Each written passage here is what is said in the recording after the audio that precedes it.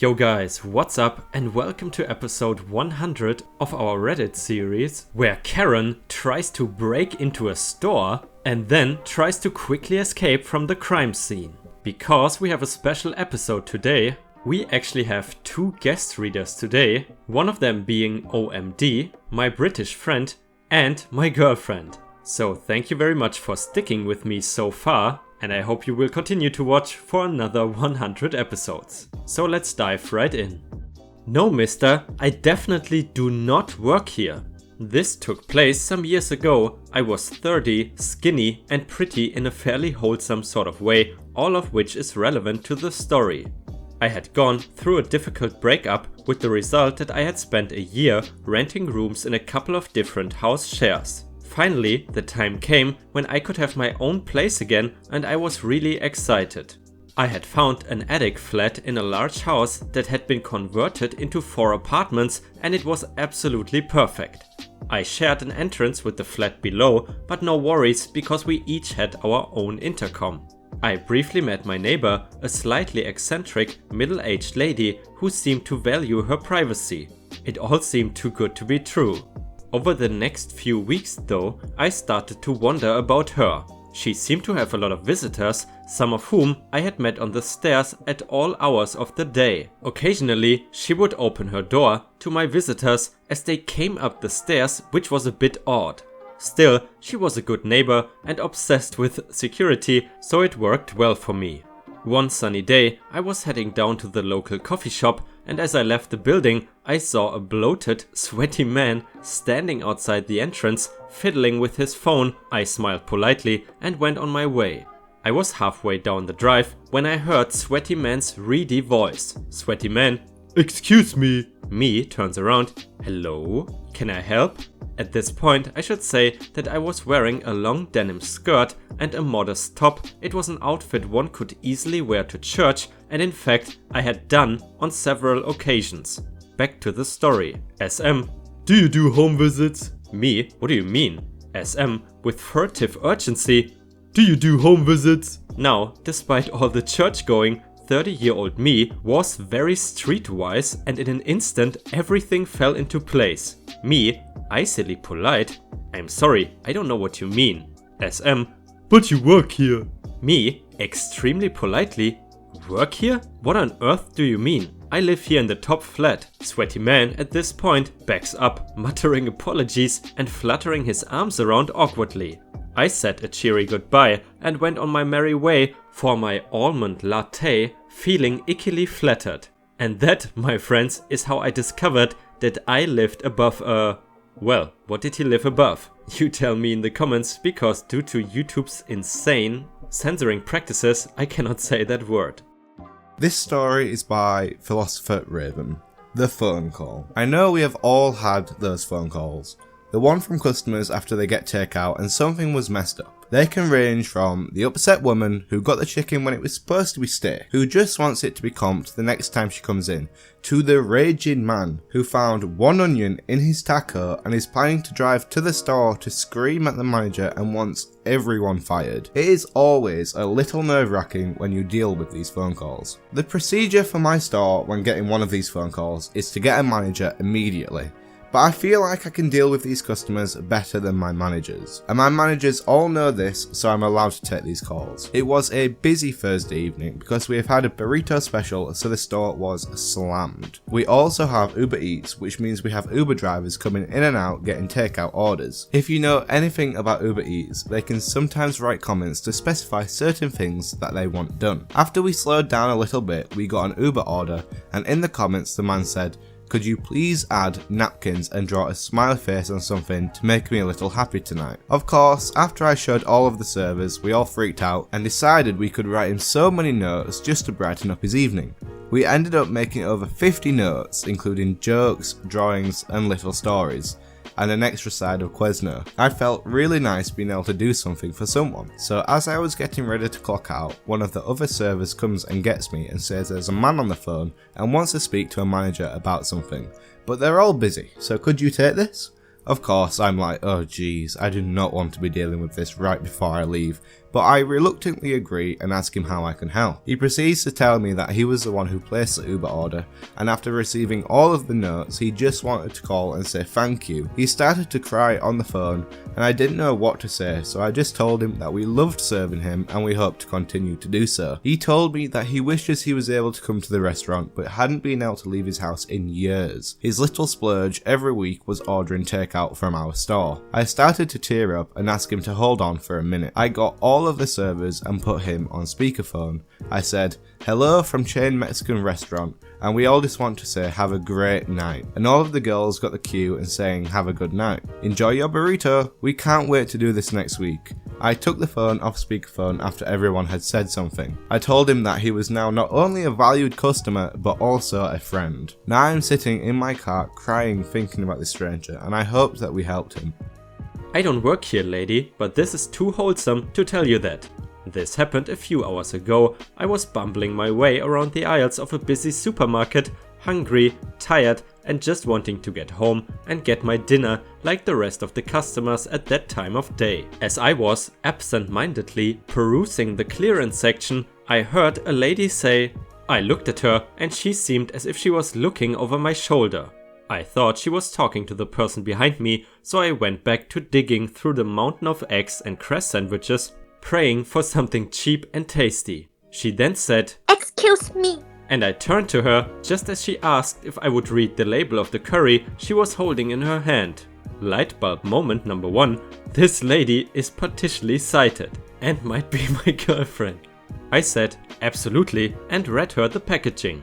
She told me she was just looking for something plain, just chicken and rice, so I talked her through what was in the fridge. She picked out the one she wanted and then asked me about the different breads in the supermarket. Light bulb moment number 2, this lady thinks I work here. I did not want to embarrass her and I was more than happy to help, so in the end I just ended up doing her shopping with her. She was really appreciative and happy, which made me happy too. I brought her to the tills and said, have a great evening. I quickly grabbed what I needed, paid and headed off home. If you ask me, OP is too wholesome for this world. But anyway, let's continue. This next story is by Sunny KL. No, you can't have his change. TLDR at the end. I worked as a grocery store cashier in the early 90s. Most of my difficult customers were simply confused senior citizens in Florida, but one heck of a Karen sticks out in my memory. Also one roid rager, but another day for him. We were down the street from a sports centre where a number of pros trained. They shopped with no issue until one got himself into big tabloid trouble. He was always great, but the paparazzi were not. Whilst he was shopping, my co-worker came back from her smoke break to report the pap outside. The pap got frisky and came in.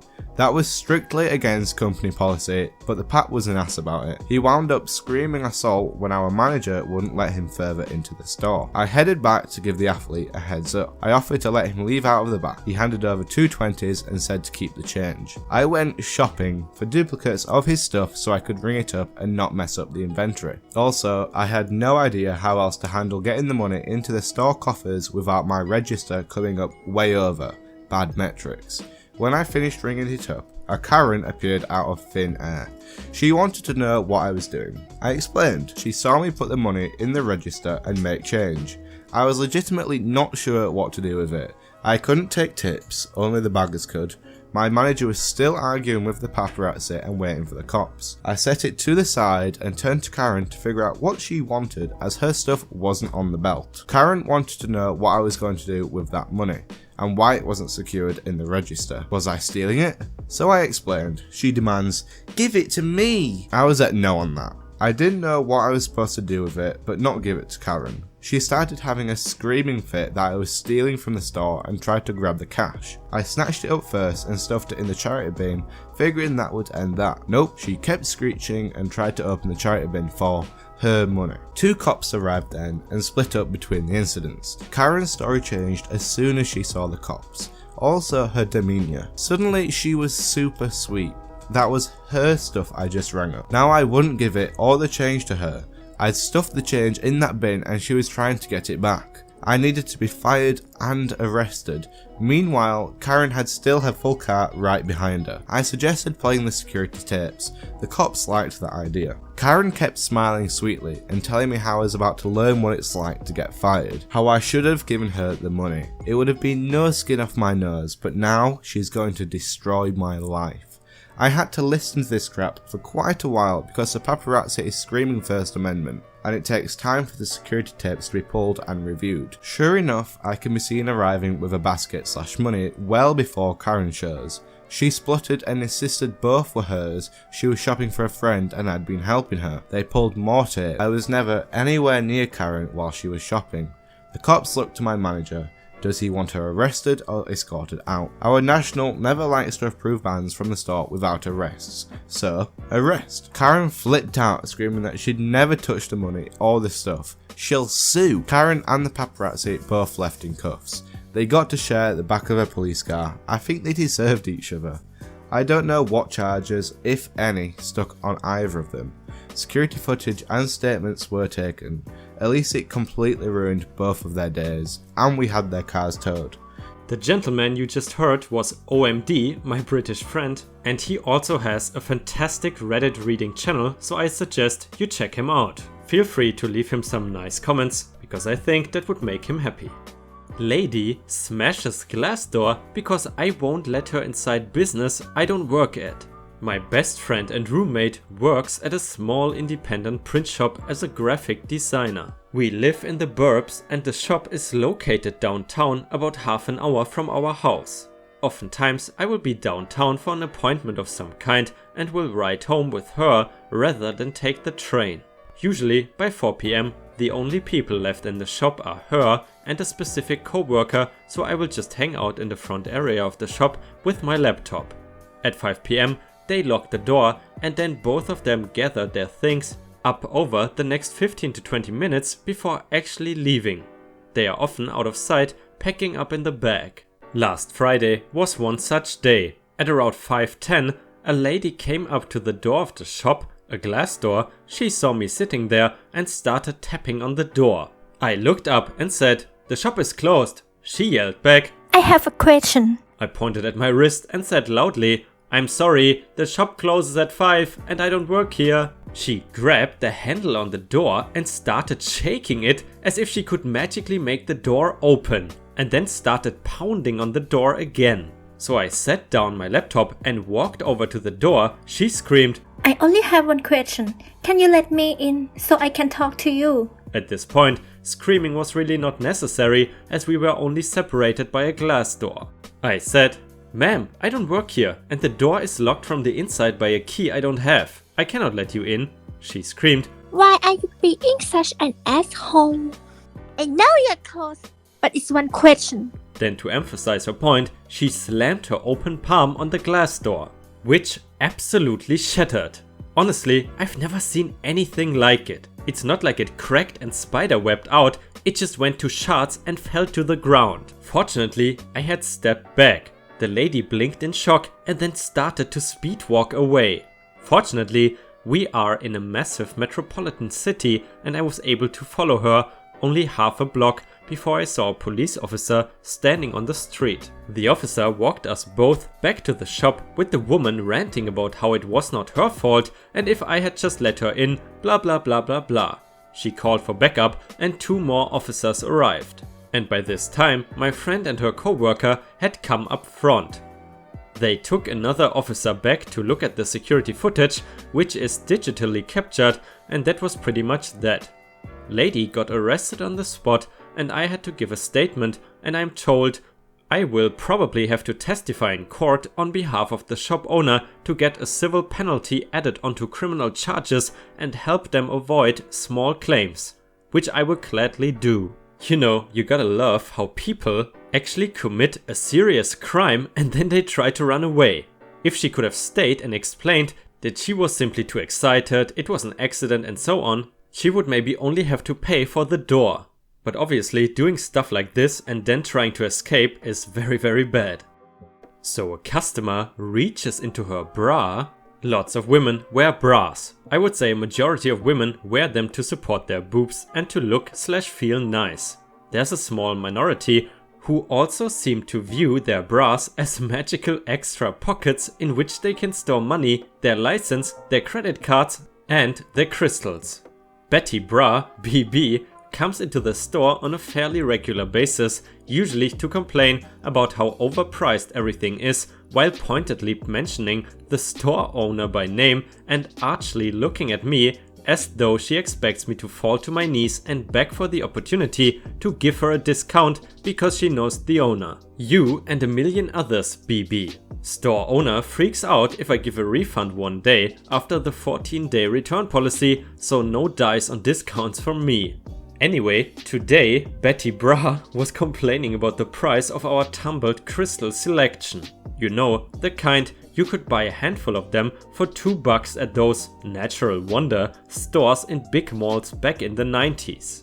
Our store selection is a little more varied and popular among people who think carrying them around will make them rich, attract their soulmate, get them a job or keep evil energy away from them.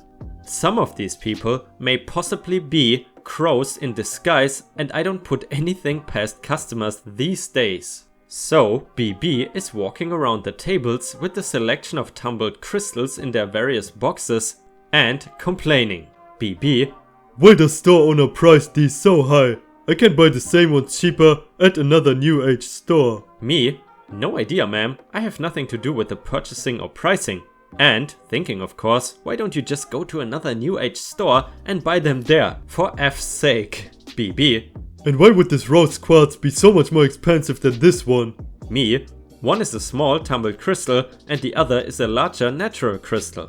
BB: it's the same type of stone. She puts them down and storms up to the counter with a look in her eye. I smile blandly, she plants her hands on the counter and leans over to regard me closely. BB: so you know a lot about crystals, huh? Me: yes. As long as it has nothing to do with the energies, I know enough. Everything else, I Google. BB is satisfied with the answer, straightens up and reaches down the front of her shirt and begins fumbling around in her bra. I say nothing. BB is a larger woman, so this act is taking a lot of uncomfortable contorting and grunting and flesh jiggling, and I suddenly decide I need to check the store's email. Oh look, a sale on plates that energize food. BB finally clears her throat and I reluctantly note that she's holding her hand out to me, fingers extended, palm open. In the center of her palm are several tumbled crystals. Her palm, fingers and the crystals are suspiciously moist. BB: I bought these at another new age store last week. I nod. BB: but they're not giving off any energy. Me: it's only been a week. Sometimes it takes time for the vibrations from you and the crystals to get used to each other. Note, I'm making it up as I go along.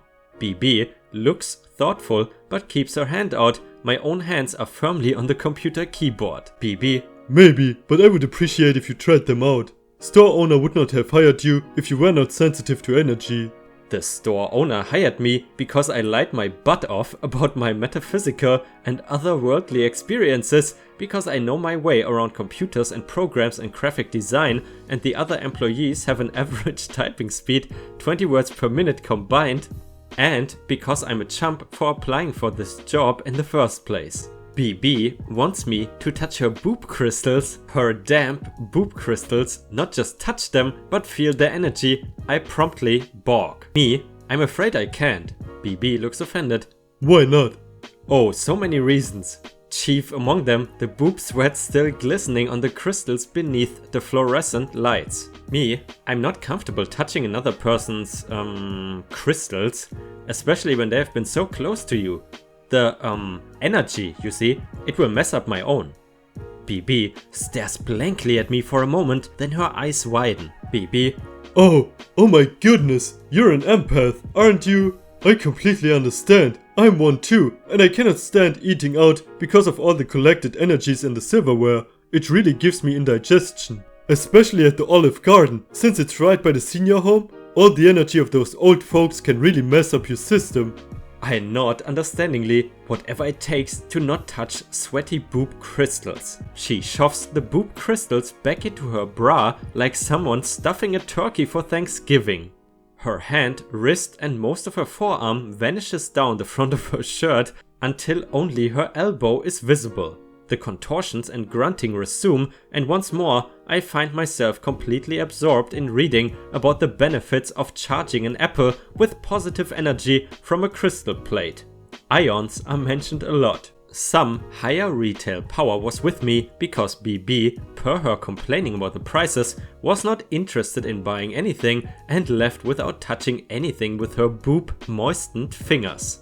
But just to be on the safe side, I took the Lysol and spent a good half hour wiping down everything BB had potentially touched, because you just never know when someone has been feeling up their boob crystals before going shopping. Karen be like, "Oh my goodness, you're an X-Men mutant, aren't you? I completely understand, I'm a mutant too." By the way, are any of you guys superstitious? Like, do any of you believe in that kind of stuff? Tell us in the comments because I'm curious. But don't forget, don't store your crystals in your bra. Wholesome summer camp. I don't work here, lady. Similar to many other young adults, I work as a camp counselor, this being my second year at this particular camp.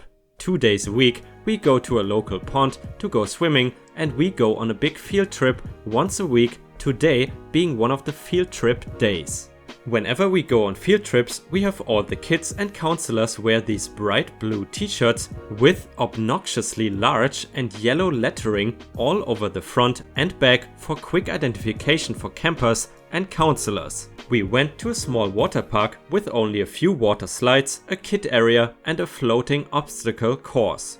I was chasing kids all over the place, keeping them from cracking their heads open and hurting each other, as my fellow counselors understand, is very difficult, that I barely noticed another camp show up.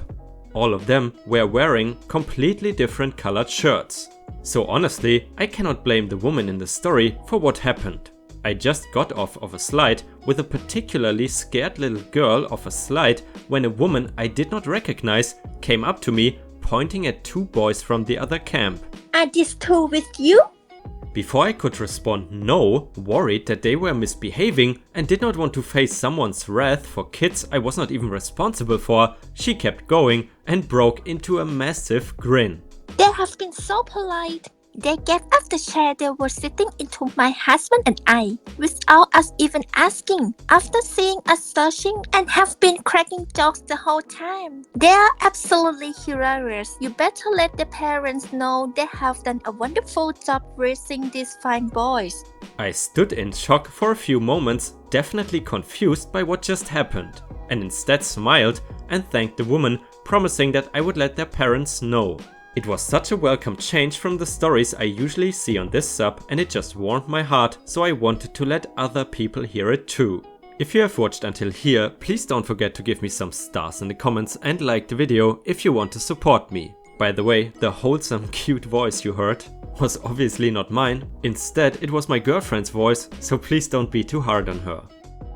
Girl is ungrateful for $100 gift card. Her mom throws a fit about getting a refund. So I work at a big clothing store, and this lady and her daughter come to my register. I rang up the shirt the mom had in her hand and thought it was going to be a normal transaction. I was wrong. Before I get to asking for a form of payment, the mom pulls out a gift card and a receipt and says, "I would like a refund for this gift card." I know that gift cards are final sale and I cannot give her the money back. She then pushes the receipt and the gift card closer to me on the counter and says, "My sister got this for my daughter's 16th birthday, but my daughter wanted a completely different clothing store's gift card instead." I said, "Ma'am, even with this receipt, I would only be able to give you another gift card if it even lets me." She demanded that I attempted a return, so I did, and of course the computer does not let me do a refund. She was irritated because there was $100 on the gift card and she wanted it for another store. So, to double ensure that the lady understood they were not refundable, I walkied my manager and asked, "Hey manager, are gift cards returnable?" Like clockwork, he responded with, "All gift cards are final sale." So, after re-explaining to this woman and her daughter that there's nothing I can do, all while the line is getting very long, the mom is now demanding I call my manager to the register so she can chat with him. I called and my manager came over to the register and told the lady the same thing I said several times. After a lot of mild shouting, she decided to not get the shirt and left with the line, "I would have never come in here if I didn't have this stupid gift card." So, ungrateful 16-year-old got $100 from her aunt to a popular clothing store but wanted the $100 for a different store, making her mom go all Karen on me and my manager. Moral of the story, teach your kids to appreciate what they are given instead of whatever BS this is. You know, gift cards are usually a present that I don't really like because in general it's easier to just give the person money and then they can buy whatever they want. But what's your opinion on gift cards as a present? Tell us in the comments. But now let's continue. We closed several hours ago, but customer muscled their way through the front doors to be served. We had something similar happen at our store a few years back. Our store was opening up a new department and some of the day staff had been called in to help the night staff fill the shelves for tomorrow's big opening. There was quite a lot of night staff raucously running around throughout the store and a small handful of day staff cloistered in the new department, shuffling around dead-eyed and slack-jawed like they were auditioning for the next season of Walking Dead. I was at the new department's computer going over the new stock when I see someone approaching from the foreground. I look up expecting to see a staff member, but instead I see a very heavily pregnant woman slowly waddling up to the counter. This woman is in utter shambles, her hair is disheveled, her drooping eyes are sunken and engulfed in deep dark circles. She's wearing pink pajamas complete with fluffy pink slippers, contrasted heavily by what is surely a contender for the most badass leather jacket I have ever seen. That thing had chains coming off its chains, it was so badass. It took her the better part of a minute to walk down the aisle and up to the counter. During that time, my mind was racing. How did she get into the store? And how did she get this far into it without being stopped by anyone? This was not someone who could casually escape notice. Anyway, she gets up to the counter and we converse. Tired, rundown pregnant lady will be TRL, while my very tired self will be me. Also, all of TRL's speech is not much louder than a soft whisper. Me, baffled and bewildered, "Hey." TRL, after catching their breath, looks up and smiles weakly. "Hey." Me, "How did you get into the store? We are actually closed right now." TRL, "The front door was open." We had examined security footage the day after to see how she got in, and sure enough, the heavy automatic doors were open by about half an inch, and despite her condition, after several laborious minutes, she had somehow found the strength needed to muscle the doors open wide enough to squeeze through. Me, "I see. Well, we are still closed, so..." TRL, "I was told that you can still operate the cashier." She meant register, but she said cashier. Me, even more baffled and bewildered, "Who told you this?" TRL, looking over towards the direction of the entrance, "They said the cashiers were locked, but that you had a card that could open it." Instinctively, I reached down my belt for the admin control card and rested my hand on it for a moment. Me, "Yes, my card can override the system. However, all the money has already been counted from the cashier registers." TRL, "Oh, I see. What if I paid by card? That would work, right?" Me, "That would work, but we are..." Deep inhale and exhale.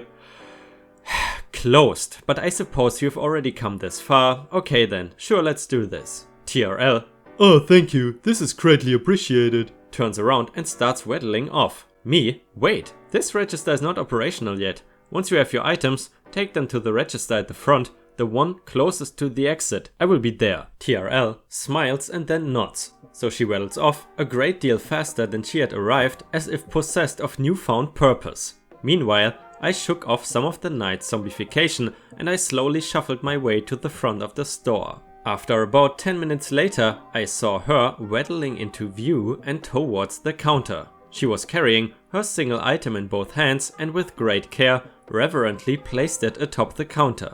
When I finally got a good look at the item and my hand registered what it was, my heart almost broke in two. It was infant cough syrup, and suddenly there was a moment of pure clarity where everything just made sense, and sure enough, after TRL paid for her item, thanked me once again and left, I spoke to my co-workers who all confirmed the conclusion I had already reached. TRL ran into several staff, all of whom confronted her, but none of whom could bring themselves to turn her away once her purpose was revealed. The night staff were the first to intercept TRL, all of whom apologized profusely that they could not help but directed her towards their team leader, who might. The team leader then directed TRL towards the new department where there were day staff. I asked what they would have done if it were any other night, and they said they would have just given TRL the item. Once TRL reached the new department, the day staff confronted TRL and directed them towards me, and a few even mentioned my admin card and that she would, most assuredly, get served. TRL had tried several petrol stations before she had arrived at our retail park. Desperation had brought her, and one way or another she was going to leave the retail park with what she came for. Honestly, taking all the jokes aside, if anything, that story can kind of teach us to be more empathetic of other people's situations, even if the person is a Karen. Because there might really be a reason for people acting the way they do. But either way guys, that's all the stories I got for you today. I hope you enjoyed the content, and I hope to see you again for another at least 100 more episodes. And once again, I cannot thank you guys enough for watching me daily. To be quite honest, I love the English language, and at some point I think I can speak English almost better than German, but I would have never imagined that so many people enjoy me reading these stories, especially native speakers, which honors me even more. So I would like to just say a huge thank you to everybody who's watching my videos and supporting me daily. It is sometimes not easy to make these videos, but if you still enjoy them, then I will still make them. So I hope you have a great day and I see you again tomorrow.